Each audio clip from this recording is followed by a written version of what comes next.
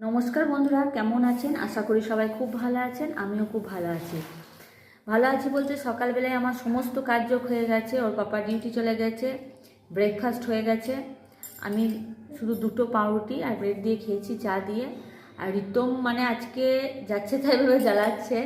সকালে উঠে বলছে আমাকে কোলে করে নিয়ে থাক, আমি কিচ্ছু কাজ করতে দেবো না। তো আমার এখনও রান্নাবান্না কিছু হয়নি। আমি এখানে বসে বসে শুধু ফুলকপিটা বানাচ্ছি। এই দেখুন, ফুলকপিটা বানাচ্ছি আর একটু খিচুড়ি করবো বলে গাজর ফুলকপি বুনিয়ে রাখলাম। আর ওই যে ভদ্রলোক ওইখানে খেলা করছে বলতে আমাকে এখানেই বসে থাকতে হচ্ছে, আমাকে এখনও পর্যন্ত বাইরে বেরোতে দেয়নি। তো চলুন দেখতে থাকুন। আমি আজকে সেভাবে কিছু করব না, রাতের জন্য করছি ফুলকপি, আলু, ক্যাপসিকাম, গাজর, পোস্ত দিয়ে একটু ভাজা মতন করছি। দুবেলায় হয়ে যাবে। আমি আর ছেলেটার জন্য এক্সট্রা আর কিছু করছি না। আর ডিম সেদ্ধ করছি খিচুড়ির জন্য। আর এই যে খিচুড়ি আর এই যে ভাজাটা করছি, এই ভাজাটা একটু দিনের মতো নিয়ে নেবো, ব্যাস, তাহলেই হয়ে যাবে আমাদের। তো চলুন দেখতে থাকুন আমাদের ভিডিওটা। এই ভুজিয়াটা খুব সুন্দরভাবে করবো আজকে ভাবছি। এর মধ্যে একটু ধনেপাতাও দেবো। চলুন দেখতে থাকুন।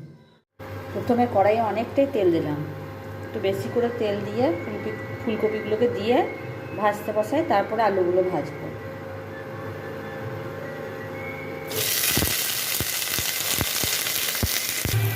আর আমি আলুগুলোকে একটু ডুমো ডুমো করে কেটে নিয়েছি। পাশে মিউজিক বাজছে, ভয়েসটাকে ইগনোর করবেন। এরপর একটু লাল লাল করে ভেজে নিলাম। এরপর এর মধ্যে নুন আর হলুদটা দিয়ে দেবো। আগে নুনটা দিলে জল বেরিয়ে যাবে, খরা খরা করে ভাজা হবে না, তার জন্য আমি এরপর একটু নুন দিয়ে দেবো।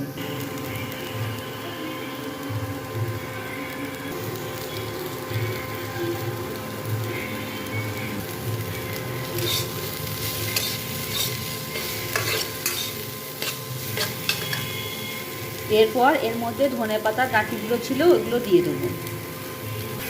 দেখুন একদম খরা খরা করে প্রায় ভাজা হয়েই গেছে। এরপর এর মধ্যে ধনেপাতার ডাঁটিগুলো দেবো। ধনেপাতা পাতাটা দিলে এতটা স্বাদ হবে না, এই ডাঁটিগুলো দিয়ে আবার বেশ কিছুক্ষণ ভেজে নেবো।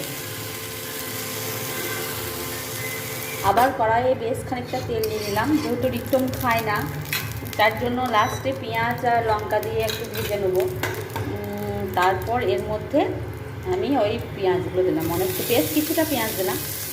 পেঁয়াজ আর এই দেখতে পাচ্ছেন অনেকগুলো লঙ্কা, যে লঙ্কার ঝাল নেই কিন্তু টেস্ট আছে, দিয়ে দেবো। দিয়ে এগুলো বেশ ভালো করে ভাজা ভাজা মতন করবো। তারপরে এটা মিশিয়ে কাঁচুরি মেথি আর পোস্ত দিয়ে দেবো। আর এই দেখুন ভালোভাবে ভাজা হয়ে গিয়েছে প্রায়। এরপর এগুলো আমি দিয়ে দিচ্ছি। এরপর এর মধ্যে একটু পোস্ত, একটু কাঁচুরি মেথি এসব মিক্স করে দেবো, যাতে টেস্টটা একটু ভালো হয় আর সেন্টটা ভালো আসে। আর কাঁচুরি মেথি যদি সব সবজিতে দেওয়া হয় না, তার টেস্টটা না দ্বিগুণ বেড়ে যায় মনে হয়। পোস্ত আমার দেওয়া হয়ে গিয়েছে।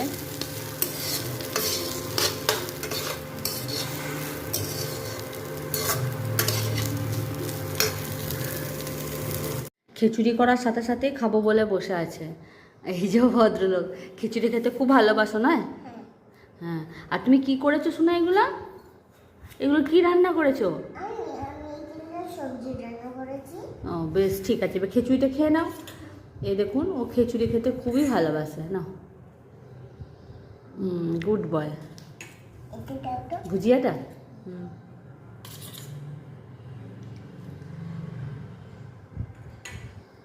ভালো হয়েছে। আমি নিয়ে বসছি কালকেকার চানার তরকারি। এই তরকারিটা এত সুন্দর হয়েছিল, বলাই যাবে না, ব্যাপক খেতে হয়েছিল তরকারিটা। চানার তরকারি আর পুরো ভোজবাড়ির মতো রান্নাটা করেছিলাম, যদিও রেসিপিটা আপনাদের সাথে শেয়ার করতে পারিনি। এই দেখুন চানাটা কত সুন্দর সেদ্ধ হয়েছে। আচার নাড়ু দিয়ে একটু মুড়ি খাচ্ছি। সকালে বললাম না দুটো ব্রেড খেয়েছি, তা খিদে পেয়ে গেছে, দুটো মুড়ি খাচ্ছি। এই ভদ্রলোক এখন মন্ডা খাবো বলে কাঁদছে, তোকে একটু মন্ডা দিলাম, ব্যাস। আমি আমার খাবার নিয়ে বসে পড়লাম। আর রিতম আজকে এত জ্বলন জ্বলিয়েছে বলা যাবে না। শেষে আমি কেঁদে ফেলেছিলাম, প্রচণ্ড জ্বালাচ্ছিল। তো এই যে আচার, ডিম সেদ্ধ, ভুজিয়া নিয়ে বসে পড়েছি। লাঞ্চটা কমপ্লিট করি, তারপর আবার দেখা হচ্ছে বিকেলে। আজকে জানো তো খুব তৃপ্তি করে খেলাম। অনেক দিন পর খিচুড়ি, অনেক দিন না বেশ কদিন আর কি খাওয়া হয়েছিল, কিন্তু রিতম এত জ্বালান জ্বালিয়েছে যার জন্য আমার মন মেজাজটা প্রচণ্ড খারাপ। মাঝে মাঝে সব জিনিস নিয়ে ঝোঁক করছে, তারা পারছি না আমি আর একা একা। আর এই যে সেদিনে বললাম ডিমার্ট থেকে এই খেজুরটা নিয়ে এসছে, এই খেজুরটা এত ভালো খেতে মানে বলা যাবে না। লায়ন কোম্পানি, খুবই সুন্দর খেতে, দারুণ টেস্ট। আজকে সকালে আমার খাওয়া হয়নি তাই ভাবছি একটা খাই। আর খেজুরের সাইজগুলো বেশ যথেষ্ট মোটা মোটা, খুব ভালো লাগছে খেতে এই খেজুর। তো রিতম সাধারণত খেজুর খায়, কিন্তু ও আবার এরকম ভালো মানে খেজুর খায় না। আর আজকে ওয়েদারটা খুবই সুন্দর হয়ে আছে, বেশ রোদ উঠেছে কিন্তু বেশ একটু হালকা হালকা ঠান্ডা, বেশ পুজো পুজো আমেজ চলে এসছে এখানেও যদিও। তো চলুন আজকের মতন ভিডিওটা এখানেই শেষ করলাম। ভালো লাগলে অতি অবশ্যই লাইক শেয়ার সাবস্ক্রাইব করবেন।